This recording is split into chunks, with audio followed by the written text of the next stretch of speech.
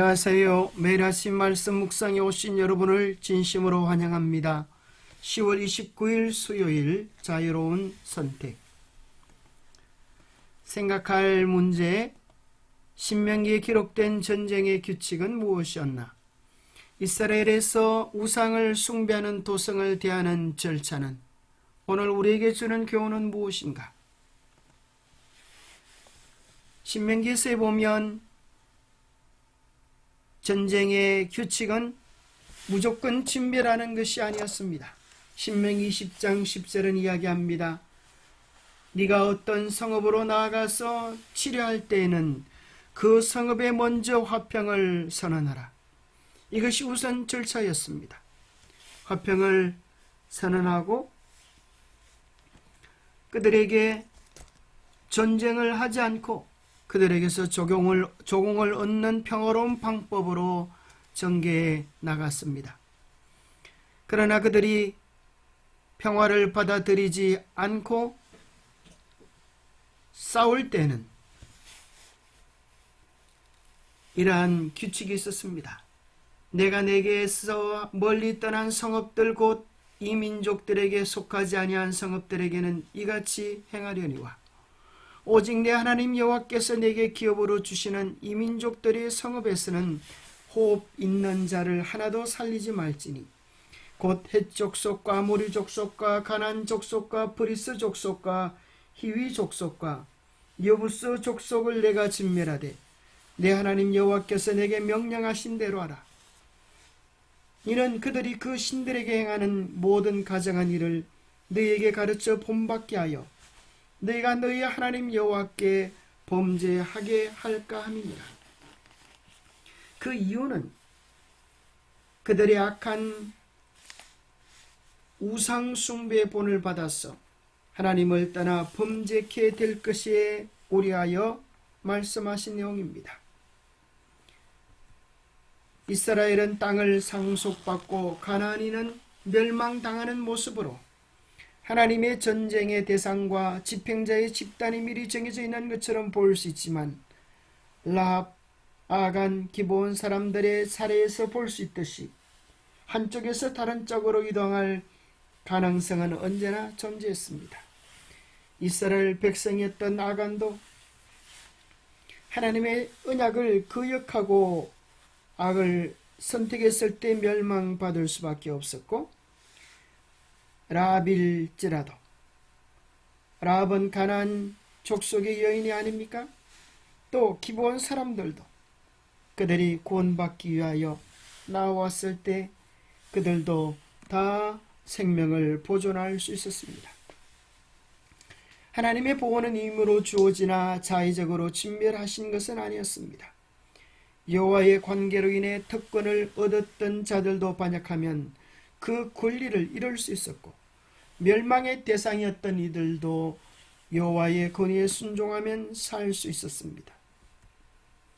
그 구체적인 예를 우리는 여호수아서를 통하여 볼 뿐 아니라 구약성경 전체를 요약하는 것처럼 보이는 마태복음 1장에 나오는 예수님의 족보에 우리는 이방 여인의 이름을 만나게 됩니다. 다말, 라합, 룻, 그리고 다윗의 우리아의 아내였다가 다윗의 아내가 된 바세바였습니다. 다말은 가나안 여인이었습니다. 라합 역시 가나안 여인이었습니다. 룻은 모압 여인이었습니다. 아마도 바세바는 헷족속 우리아의 아내였기에 헷족속일 가능성이 많습니다.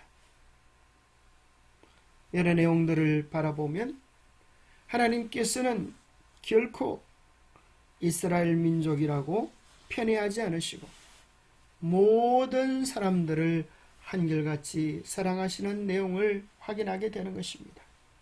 결국 이 모든 내용들을 궁극적으로 확인하는 것은 하나님의 최종적 심판 속에 모든 이들의 입술에서 하나님의 심판은 참으로 공의로우시다라고 하는 인정 속에서 확인되게 될 것이지만 성경이 드러내준 이러한 내용들 속에 하나님은 모든 사람에게 여전히 공평하시고 자비하시다고 하는 사실을 발견합니다.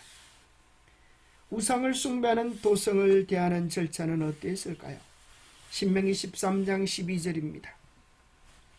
내 하나님 여호와께서 내게 주어 거주하게 하시는 한 성읍에 대하여 내게 소문이 들리기를 너희 가운데 어떤 불량배가 일어나서 그 성읍 주민을 유혹하여 이르기를 너희가 알지 못하던 다른 신들을 우리가 가서 섬기자 한다 하거든.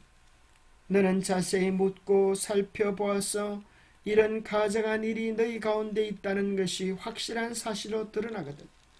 너는 마땅히 그 성읍 주민을 칼날로 죽이고 그 성읍과 그 가운데 거주하는 모든 것과 그 가축을 칼날로 진멸하고 또 그 속에서 빼앗아 차지한 물건을 다 거리에 모아놓고 그 성읍과 그 탈취물 전부를 불살라 내 하나님 여호와께 드릴지니 그 성읍은 영구히 폐허가 되어 다시는 건축되지 아니할 것이라. 너는 이 진멸할 물건을 조금도 내 손에 대지 말라. 그리하면 여호와께서 그의 진노를 그치시고 너를 긍휼히 여기시고 자비를 더하사 내 조상들에게 맹세하심같이 너를 번성하게 하실 것이라.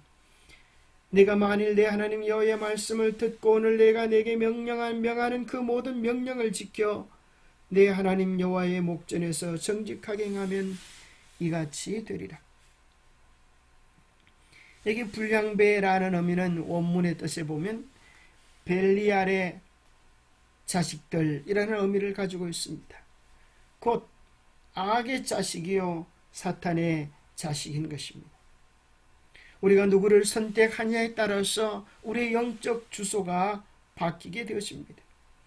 우상 숭배자들은 놀랍게도 하나님을 믿는 이스라엘 백성들을 교묘히 유혹하여 그들의 가증한 신앙을 본받도록 합니다.